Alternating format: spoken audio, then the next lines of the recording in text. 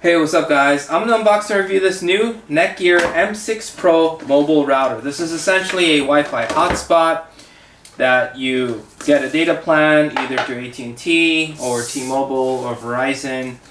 So NETGEAR did send this out to me for free to do an honest review. They did not pay me for this review or anything like that. So scan for setup assistance. I did actually open this up and I covered the back because I don't want to show all the IMEI and all the other numbers. So but essentially that's where the SIM card goes right there, and this is the battery for it. So opening that up. Now on battery alone, according to their website, it goes up to 13 hours I believe, and it could cover up to 1,000 square feet from what they advertised, but they said if you plug it in it can cover up to 2,000 square feet, so it has a lot more range if you do that. And let's just show the other stuff. It basically comes with the USB, a power supply. It is 100 to 240 volts, and it comes with a USB-A to USB-C cable, fairly thick, so pretty good quality.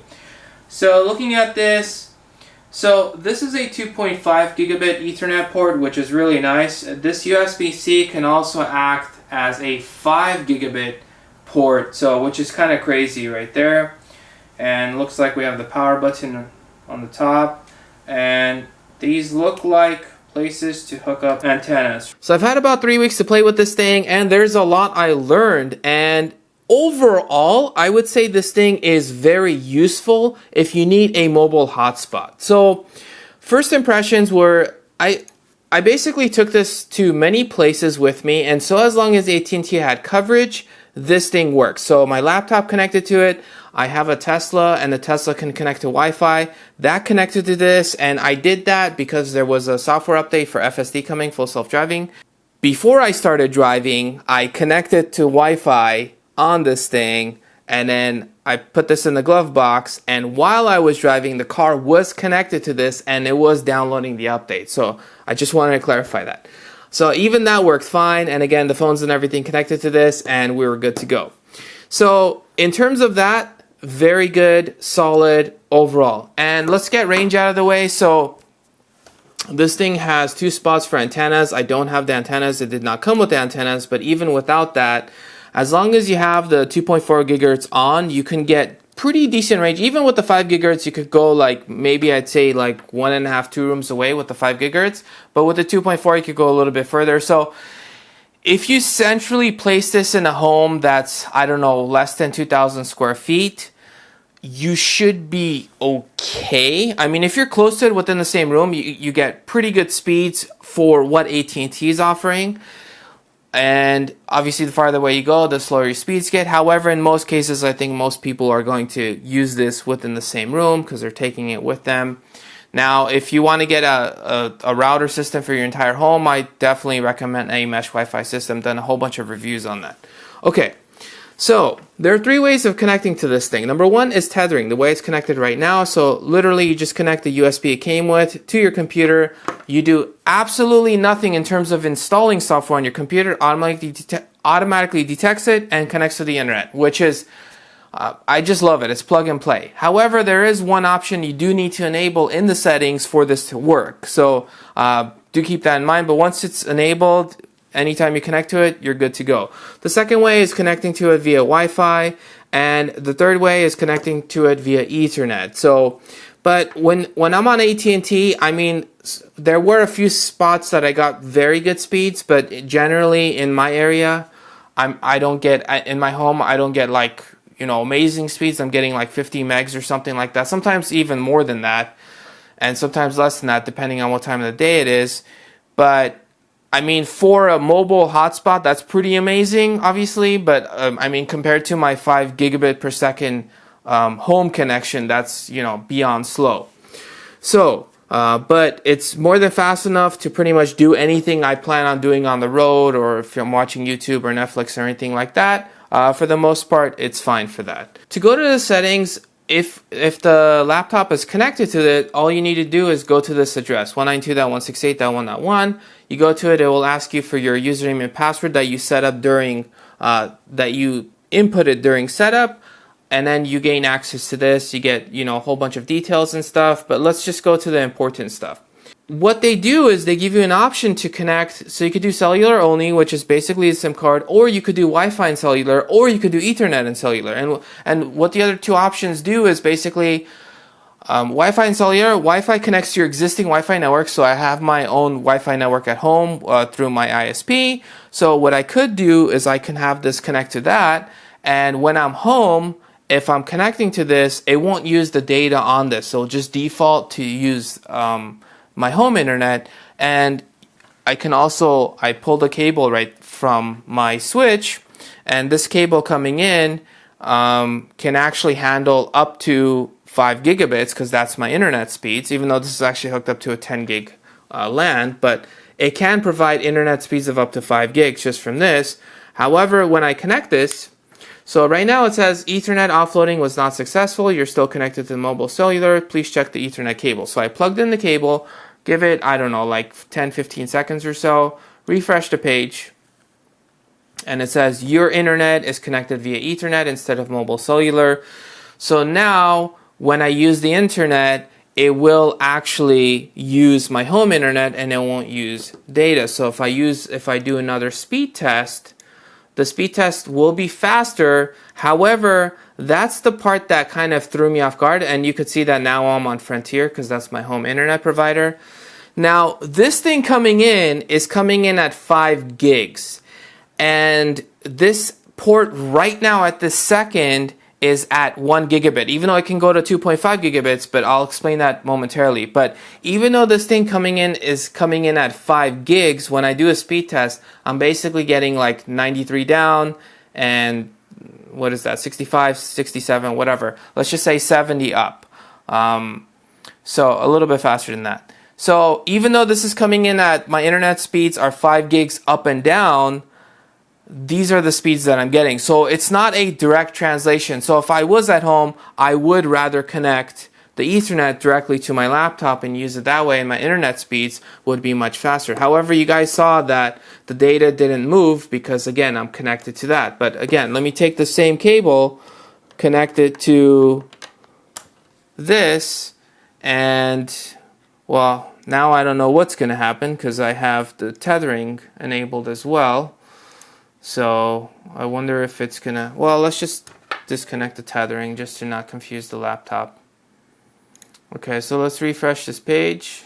Okay, let's click go.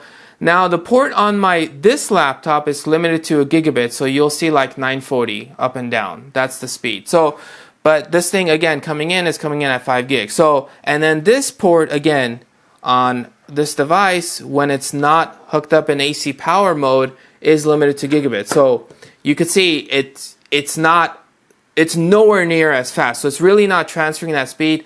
Now I think this can be fixed with a firmware update, so hopefully they do fix that. And the same is true when you connect to Wi-Fi.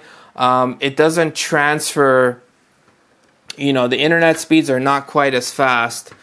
Now, I changed it to cellular only, and I rebooted the router, which takes a couple minutes for it to happen, and I'm going to do a speed test, and it looks like when it was in tethering mode, it was a little bit faster. However, the speed test really depends on the SIM card and where you are, and what time of the day it is and stuff like that. However, on Wi-Fi, while this thing is on battery, these are actually some pretty decent speeds considering what this is. This is a mobile hotspot, really. Now, when I click on Wi-Fi ban, this part is important. You'll notice that this is a Wi-Fi 6E capable device. It also has a 2.5 gigabit Ethernet port. However, to enable that, this needs to run in AC power mode only, which means you do need to remove the battery from this thing. The reason why they did this is because it says FCC regulations restrict the operation of this device in the 5.92. Basically, the 6 gigahertz band is supposed to be indoor use only, and the way they can kind of guarantee that is if you remove the battery. Now, you don't need to remove the battery to connect this, but in order to see the 6 gigahertz option, you do need to remove the battery and connect it via its adapter and its USB cable. You'll also see the option to make this a 2.5 gigabit Ethernet port. So do keep that in mind. And if you click on more, you get more options. You get the different encryption types. channel, if you want to select something. Global settings, you have some options right here. Wi-Fi standby, this is disabled. So basically Wi-Fi won't turn off after being idle for a set amount of time. Wi-Fi range is long.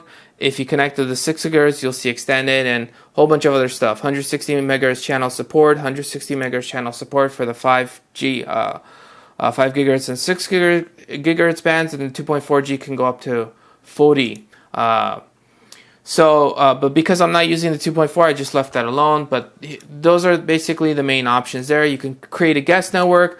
Power mode. So power mode, this is what I was talking about. AC powered on only, no battery. In this case, you will get the maximum use case for this thing. So when you do connect that, this option will turn on.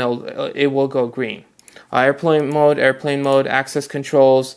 You can restrict websites if you want to. You could set schedules. You can even put a security a pin, so someone can't just grab it and use it. Then they would need to enter a pin. And then you can set passwords. The firmware I'm on right now, this is the firmware version, so I'll do check for updates. I did this and there was nothing there, so it says up to date as of June 30. Factory reset, you can also backup settings and stuff, and then you get some advanced options. So you could set up your DHCP, you could do IP pass-through. This is the option I was talking about. You need to set to charge and tether for it to support tethering. You can also say, oh, turn off Wi-Fi when I'm tethering. And when you connect it in AC power mode, you will see 2500 base T over here. Okay. Data usage, you know, as you guys know, how much usage you use, and cellular and all that other stuff. So this is one way of accessing the settings. Another way of accessing the settings is you can actually use the mobile app on the iPhone or on the Android phone as well. So another way of changing the settings, in fact, arguably this has the most settings, even more than the browser, but it's pretty much very similar to the browser where you get a whole bunch of options. You know, you could go to settings and then change all the stuff that we saw. Like if I was on Wi-Fi, you could change, you know, all that other stuff that you guys saw. So without boring you guys, this is basically the same type of thing. I'm not sure why the app's not super responsive. As you guys could see, it's not super responsive. So hopefully that gets addressed as well. And then you can reboot if you want from here. So a whole bunch of options basically that you guys get from here. And you can also see, you know, which devices are connected and security and, you know, a whole bunch of stuff. If you connect the Ethernet or the Wi-Fi, you'll see that option right here as well. Where you'll see that, oh, it's not using the at&t SIM, it's actually using that to save data. Okay, and the final way of seeing this is directly on this device. In fact, you could click this, and if you scan this, you can connect to the Wi-Fi right there. You could see your data usage. You can reset that, you know, your internet, those options I showed you guys earlier, the network map, you know, what devices are connected. Wi-Fi devices, the power mode, it's on performance. I can't put it on plugged in because I actually need to do that. So yeah, and more settings. You could put it on airplane mode. This is the pin setting that you could do, so a screen lock.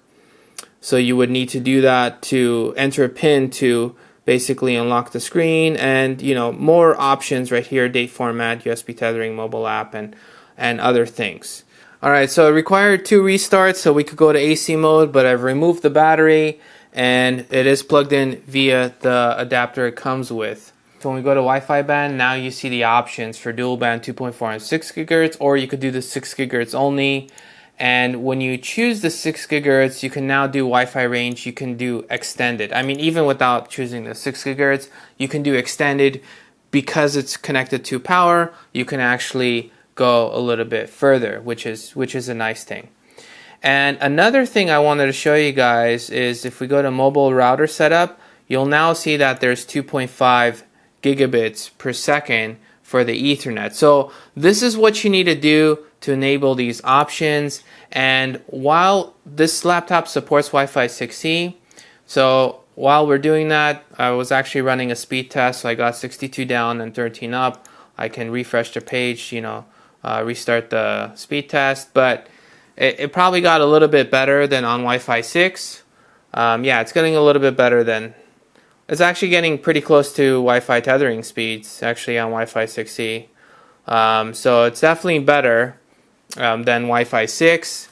Alright guys, okay, now to summarize, the two boo-boos were that it couldn't propagate the internet speeds fast enough through this, and the app itself on this wasn't fast enough. So hopefully NETGEAR addresses both of those issues sooner than later. I believe those both can be addressed with a firmware update for this and an app update on that. Aside from that, as far as the positives are concerned, very easy to use, very simple to set up, especially the tethering literally connected that. It was up and running. So very good from that perspective. As long as at&t has good coverage, or it's also compatible with Verizon and T-Mobile in the US. I don't know about different countries, but in the US, it can work with those as well.